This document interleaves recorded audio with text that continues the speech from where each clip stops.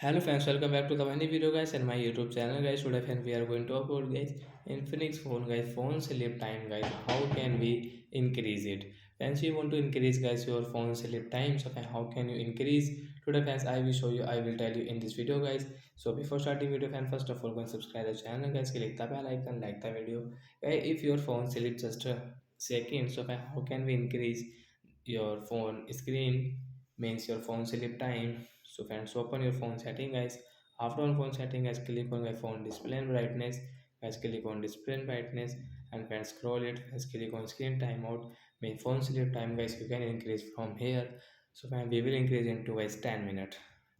So I will increase into 10 minutes. Sometimes our phone will not sleep in just 5 and 4 minutes. Because after 10 minutes, your phone will sleep. When guys you will not touch. If you touch, guys, then guys your time will start again continue. So like that guys, we can increase phone sleep time. So that's it guys. Thanks for watching the video. Bye guys.